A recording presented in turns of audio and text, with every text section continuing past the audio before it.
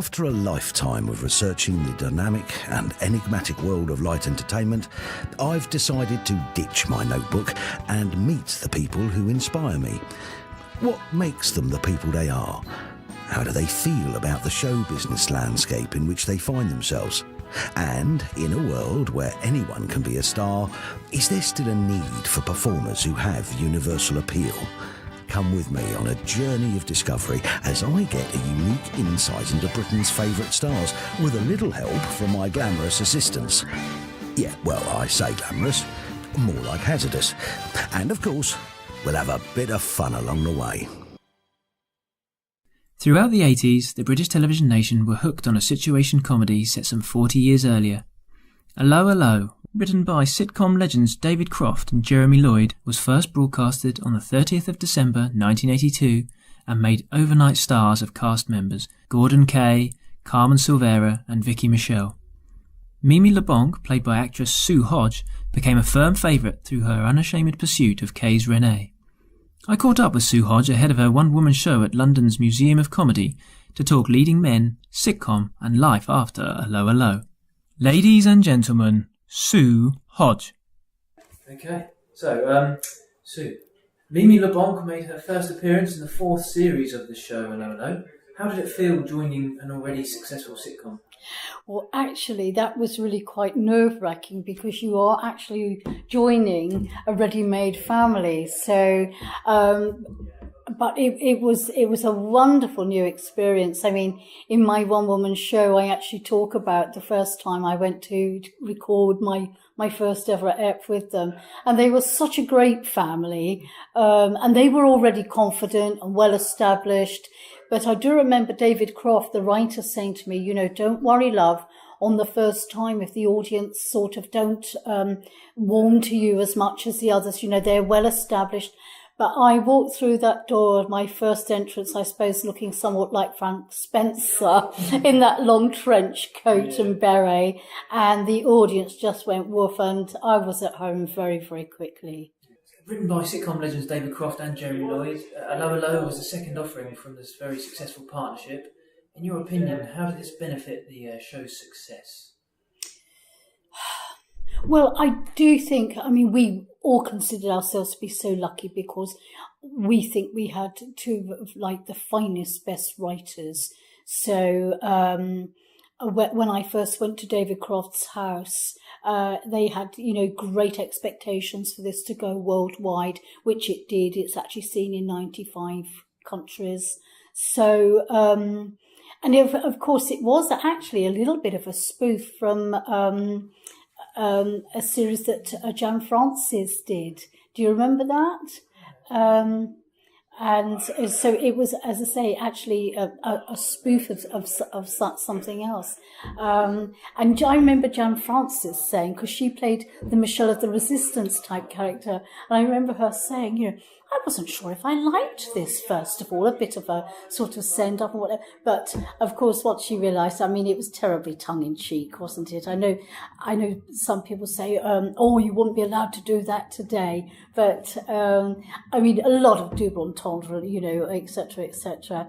But I think we all feel really privileged that we were in the wonderful hands of Croft and Lloyd, who will never, ever be forgotten for all the wonderful things that they wrote. As he did so triumphantly for Dad's Army, David Croft chose to set the sitcom in a specific time in history. How significant is this in the enduring nature of the sitcom? Well, I think the fact of the matter is that is probably why it doesn't really date, because, history is never going to go away. And we were fortunate enough to be filming on location at a wonderful place in Linford Hall that David used a lot, this hall, and it was they always turned it into, the set for the appropriate period, etc., etc. And I know that the success of Dad's Army had already been, formulated at this Linford Hall. So, it's fantastic to say. History doesn't. It just doesn't. No. So I think that's why. And even if you see the repeats now, probably why it doesn't date, because, as you say, the fact that it's the history is still taught in the schools, etc., etc. So maybe that's why. Perhaps when you see some of the repeats of some of the older things, maybe a Dick Emery show, whatever. To me, sometimes, or I loved it. Ain't Off Hot and things like that. But and the lovely one with Michelle Detrice and Michael Crawford, some mothers to have. But they sometimes seem to be a little dated, and I think the fact that this, as I say, is part of our history. That's maybe part of its success. Yeah, I think so. Like so many sitcoms from this era, the contentious issue of sex is a constant theme throughout. Why do you think sexual lust and frustration are at the heart of so many sitcoms? Well, with ours, I mean, let's face it, it's sort of, as we always called it, like the randy Frenchmen, the kinky Germans, etc., etc. Well, as I said, earlier, it was a tongue-in-cheek, and really a lot of it was left to the public, for them, if that's the way they took it. We never thought we said anything wrong, Yeah. Why did Allo come to an end in 92? Well, I think, like everything, it has a shelf life. I mean, in actual fact, it was considered that it was going to finish the series before. But John B. Hobbs, who came to direct the last series, he'd done Brushstrokes and various, other sitcoms, had such a ball with us. And he said it was one of the happiest times he'd spent. He said, I want to put in for another season. Is everybody going to stay with me? So that's what actually happened. But really and truthfully, I just think the timing was right. It was time to stop. As much as you think, oh, this will be really weird not having this anymore, because it becomes part of your life. But I just think things do have a shelf life. And sometimes people say to me, do you wish it had been, remade, or it could, people say, when are they going to do another of it? This is not broken. Leave it alone. Why try to mend it? Just, it was perfect as it was. Leave it, and let's be remembered like that. So, just but that wasn't strictly the end for the Resistance, because in 2007, surviving cast members reunited for a reflective episode celebrating the series. What was it like to do it again all those years later? Do you know, it was extremely weird, because we went to the studio, yet again, where the set was, and as you stepped onto the set of the cafe floor, it actually felt like you'd never left. It was strange. Janie Chapman was filming one of her programs, and she next door, and she came into the studio and she went, she said, I feel like you've never left. And it did really, really feel like that. I mean, obviously, we were a little bit older, but once we'd all frocked up and in costume, it was just like stepping back in time. In January of this year, sadly, Britain lost a sitcom great. What are your memories of the late Gordon Kay? Well, I was a very, very close personal friend of Gordon's, and shared a lot of sort of intimate times, personal times with Gordon. And so I did gradually see him on this decline. I mean, you probably remember he had this very bad accident back in 1989, and it had to take its toll somewhere along the line. And I think in a way he was exceedingly lucky to have gone on as he did. But the last 5 years, I did see a steady decline. And he always said to me, he actually didn't think he would make 70. He did actually make 75.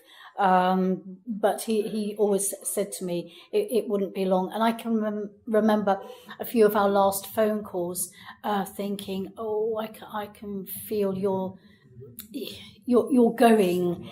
Yeah, he was getting a few things muddled then by that time.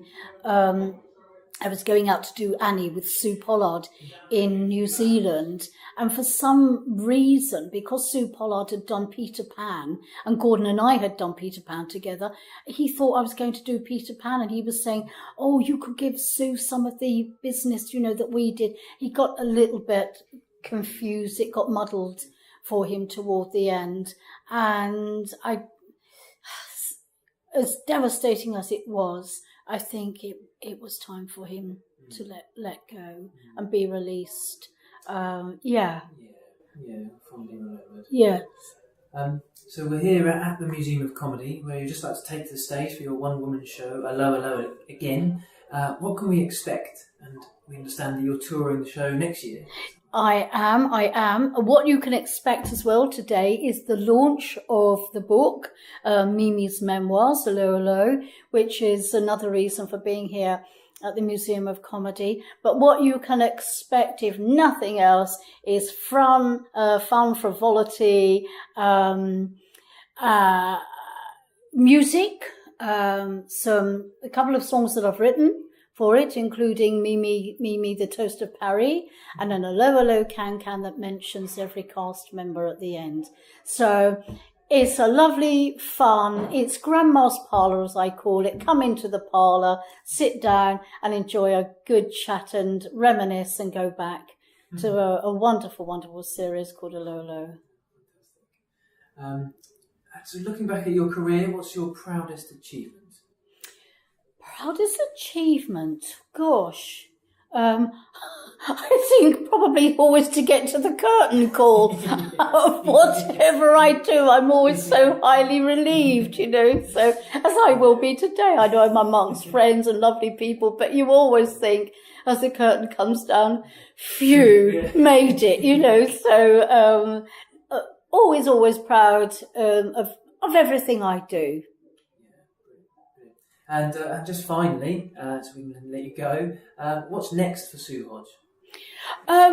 Well, I'm off doing a cruise with children's entertainers like Melvin Hayes and Baroness Fleur Benjamin, some people from Blue Peter, etc. Then I've been asked to be part of the Bulgarian Cultural Festival this year, which is extraordinary. So I shall be going out to Sofia, where they have actually run the series for 22 years. I know. And that's what I'm going to be doing before I return to go into pantomime. And I'm going to be doing Robin Hood, and I actually get a chance to play Dame. So in the guise of the nurse. So Mimi the nurse. So I've always thought of it as Robin Hood, Mimi and her merry men. And who could be merrier than Mimi? That's brilliant. Well, thank you very much, Sue. Thank you. Pleasure. Lovely to meet you.